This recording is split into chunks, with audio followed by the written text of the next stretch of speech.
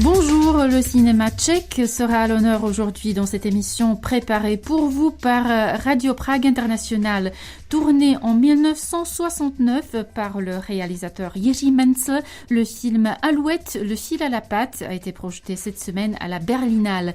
Nous vous en dirons plus, mais avant cela, place au projet Some Like It Czech, lancé à l'automne 2021. Il vise à familiariser les étrangers vivant à Prague avec la culture tchèque par le biais de sa cinématographie. Production grand public ou art et essai, les films au programme sont obligatoirement cultes et sous-titrés. Les détails avec Anaïs Rimbaud. Každý Čech говорит немножко по-русски. Kromě mě. Jednou povídá babička Pudulínku. My půjdeme s dědečkem do města a zůstaneš v domě sám. Nikomu nesmíš otvírat. Rozumíš? Открывать дверь никому не смеешь. Ono nám to půjde. No a tak šli. Étudiante en master en management artistique à l'Université d'économie de Prague, Anna Schenfeldová et Šárka Beckrová ont lancé il y a quelques mois le projet Some Like It Czech, qui vise à mettre la culture tchèque à la portée des expatriés vivant à Prague par le biais du cinéma. Et ce, à raison d'une séance par mois, au cinéma Aero, dans le quartier de Žižkov. Un projet certes étudiant à l'origine, mais longuement mûri et de qualité. Anna Schenfeldová explique la genèse de ce projet. Naši první projekci jsme měli v říjnu. Notre première séance a eu lieu en octobre. Nous avons alors projeté le film primé aux Oscars Colia. Cela fait donc 5 mois que notre projet tourne, mais l'idée a vu le jour il y a 2 ans, alors que je rédigeais mon mémoire de licence consacré à l'analyse du plan d'entreprise d'un projet comme celui-ci. Nous faisons cela de manière entièrement bénévole. J'avais consacré beaucoup de temps au projet dans le cadre de mon mémoire et il nous a intéressés au point d'avoir envie de le concrétiser. Mais à cause du Covid, nous avons dû attendre longtemps avant de pouvoir le lancer.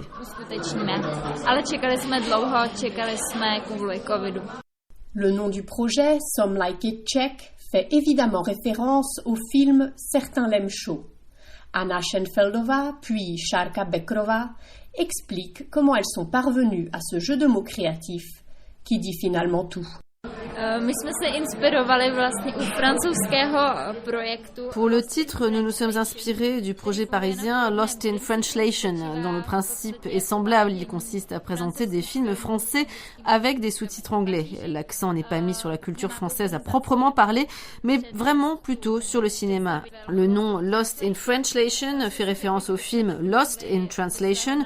Nous avons pensé qu'il serait bien d'associer une référence de film au nom de notre projet et nous avons choisi la référence au film Some Like It Hot. Odkaz, takže je tam ten odkaz na Some Like It Hot, někdo to rád horké. A ještě možná doplním Šárka, že si vzpomínám na den, když jsme vymýšleli... Je me souviens du jour où nous avons choisi les noms. Nous étions à la fac, c'était amusant à faire. Nous avons pensé à des noms comme Czech Spotting ou encore Czech Tricks, mais rien ne sonnait aussi bien que Some Like It Czech. Ale prostě nic nezdělo tak skvěle jako Some Like It Czech.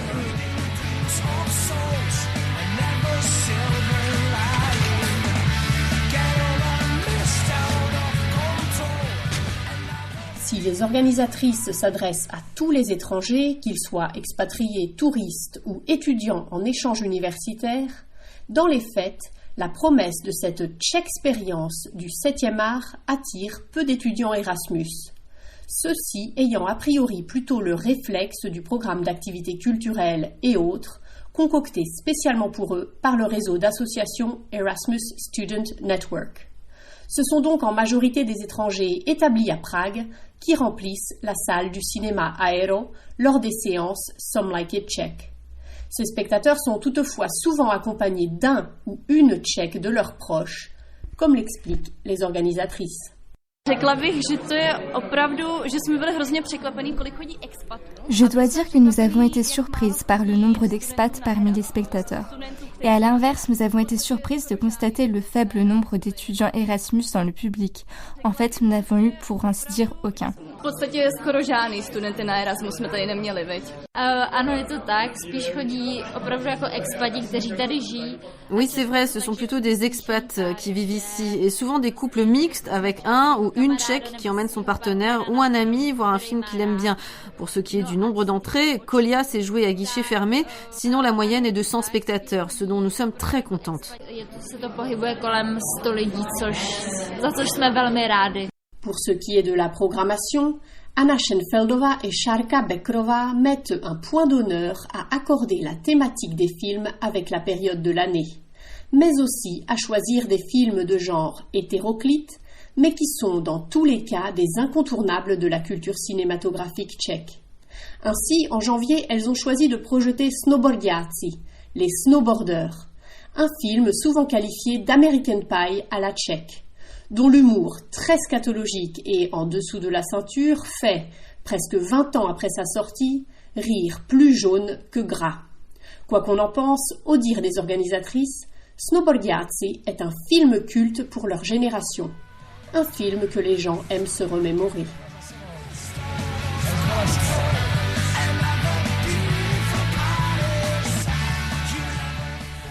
Le classique de Jiří Menzel, Alouette, le fil à la patte, Skřivánci na nitě en tchèque, sur les victimes du communisme forcées de travailler dans une immense casse, a été achevé en 1969.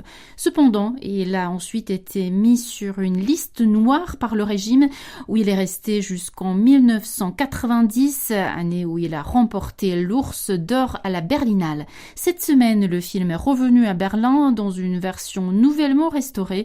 On écoute Michal Bregant qui dirige les archives nationales du film à Prague.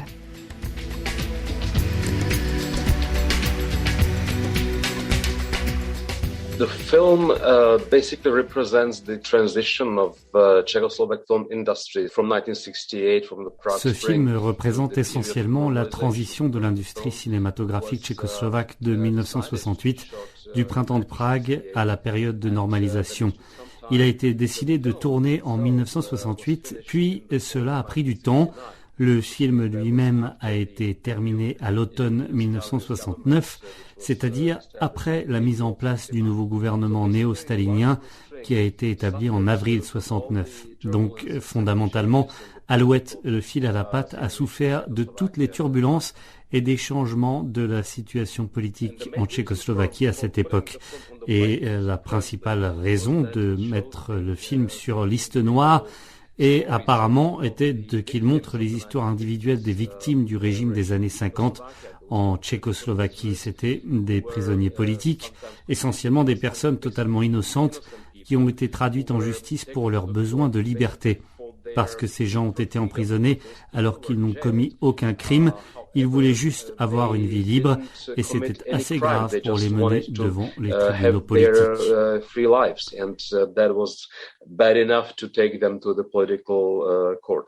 C'était l'un des nombreux films de Jiří Menzel basés sur les écrits de Bohumil Hrabal.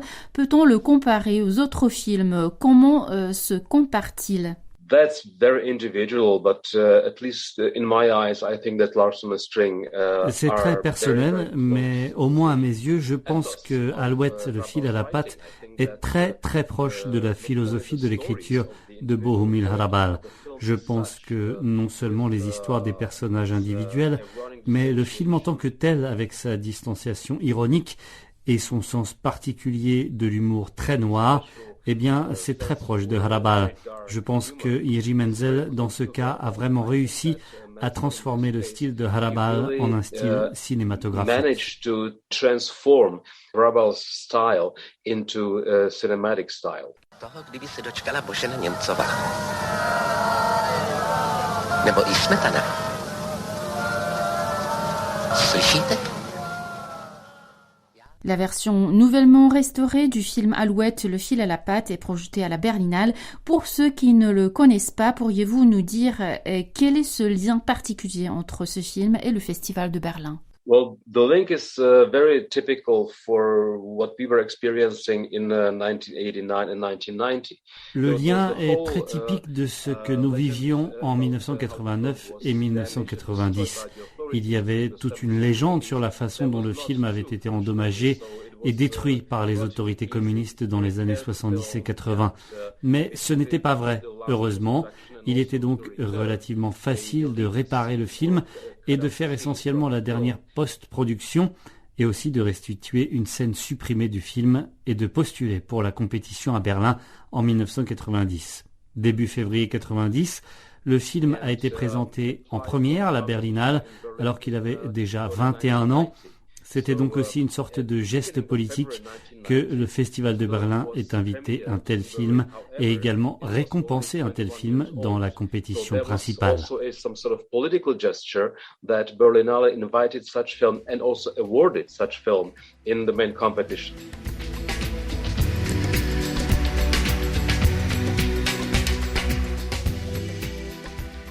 Il y a 100 ans, le physicien chimiste tchèque Jaroslav Hejrovský découvrait la polarographie, une méthode utilisant une électrode à gouttes tombantes de mercure et permettant de déterminer la composition de différentes solutions.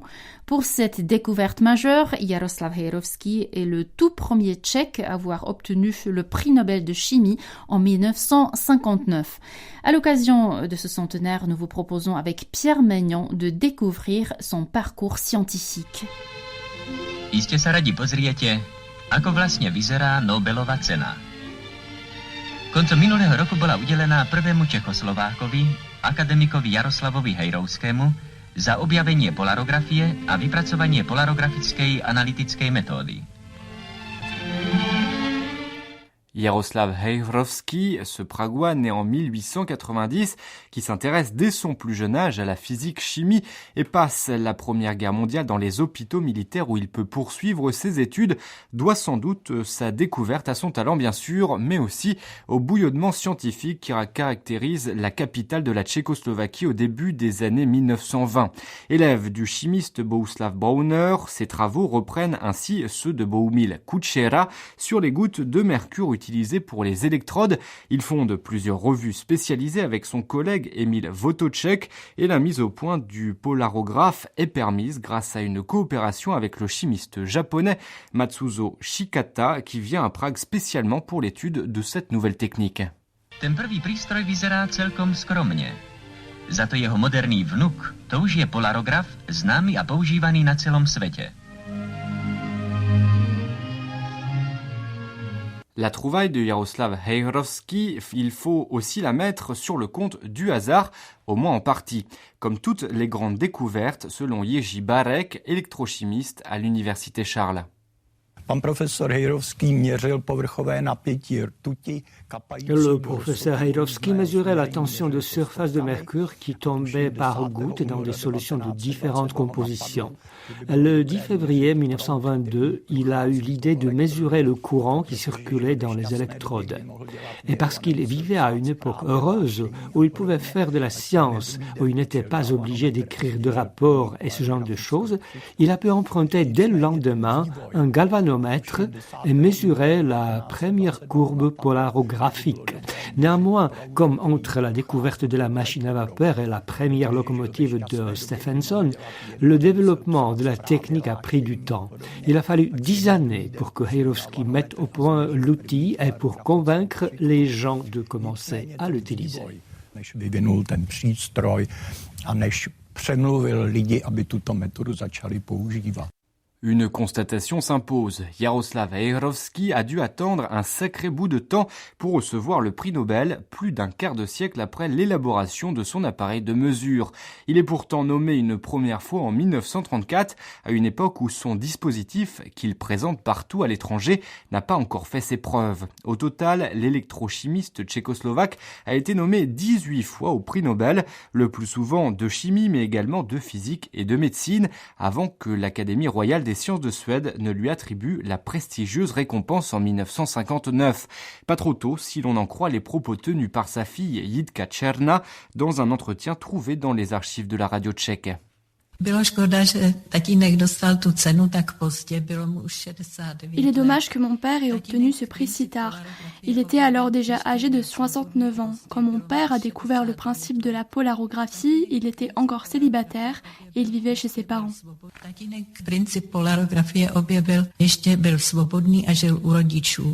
La distinction octroyée à Jaroslav Hejrovský, qui a été soupçonné de collaboration durant la Seconde Guerre mondiale puisqu'il a pu poursuivre ses recherches malgré la fermeture des universités tchèques, ne semble pas enchanter les autorités communistes. Elles le défendent de toucher la récompense financière du Nobel et interdisent à sa famille de l'accompagner à Stockholm pour la remise de son prix, craignant une fuite de toute la fratrie à l'ouest. C'est sans doute faire preuve d'ingratitude pour le scientifique, lauréat de nombreux autres distinctions et fondateur à Prague en 1951 de l'Institut central de polarographie, un organe de chimie physique qui porte aujourd'hui son nom. Surtout que ses travaux ont trouvé des applications très concrètes dans de nombreux domaines, ainsi que le rappelle Jerzy Barek. Polarigrafická metoda analýzy, La méthode polarographique d'analyse qui a valu à M. Hejrovský le prix Nobel en 1959 était en son temps la méthode d'analyse la plus rapide, la plus sensible et la plus utilisée. On l'utilisait en pharmaceutique, en médecine, pour étudier l'environnement. Le prix Nobel pour cette découverte était donc indubitablement mérité.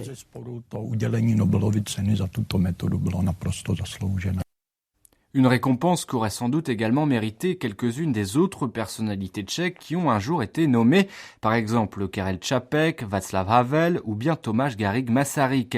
Un seul autre tchèque a jusqu'à présent eu cet honneur, il s'agit de Jaroslav Seifert, prix Nobel de littérature en 1984.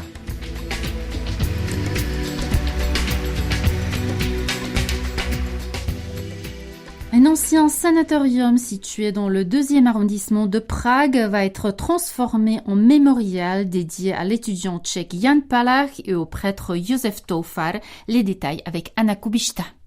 Depuis 2014, à l'initiative de l'artiste Otakar Dušek, les visages de ces deux grandes personnalités de l'histoire tchèque de la seconde moitié du XXe siècle s'affichent sur la façade en ruine de l'ancien sanatorium Borůvka, au numéro 61 de la rue Legerova, cette artère passante intégrée à la fameuse voie rapide intérieure de la capitale tchèque. On peut également lire sous leur visage deux dates, le 19 janvier 1969 et le 25 février 1950. Après de 20 ans d'écart, la mort de Jan Palach et celle de Josef Toufar ont représenté un symbole de résistance au régime communiste tchécoslovaque. Depuis la révolution de velours, le bâtiment de l'ancien sanatorium a changé plusieurs fois de propriétaire.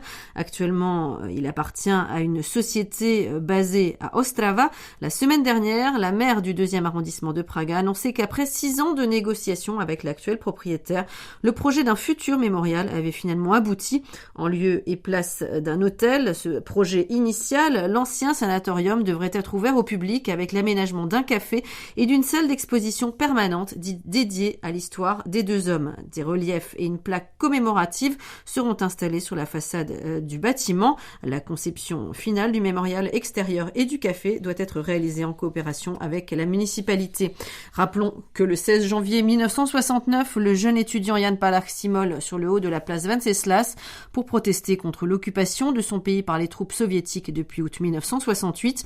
Il meurt de ses brûlures 3 jours plus tard dans le bâtiment aujourd'hui laissé à l'abandon, mais qui était alors une clinique où il avait été pris en charge. Le sacrifice du jeune Tchèque a marqué les esprits dans son pays et à l'étranger. Le futur mémorial de la rue Legerova viendra se rajouter à la liste de ceux déjà existants, comme sa maison natale de Šetate, transformée en musée et ouverte au public depuis 2019. Le monument, resté longtemps secret à 2 pas de la place Venceslas, ou encore le célèbre masque mortuaire d'Olbram Zoubek qui orne la façade de la faculté des lettres de l'université Charles. Le nom de Josef Toufar, lui, est associé à l'une des périodes les plus sombres de l'histoire de la Tchécoslovaquie, au tournant des années 1950, au plus fort des purges staliniennes.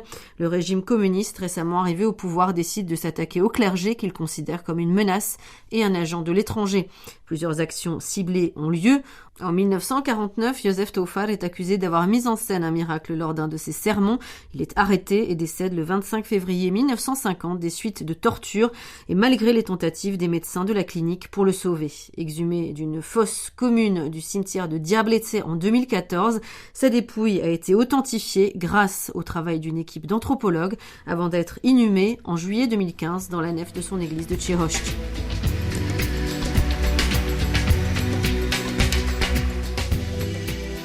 C'est la fin de cette émission de Radio Prague International présentée par Magdalena Hrozinkova. Merci de votre attention. À la prochaine.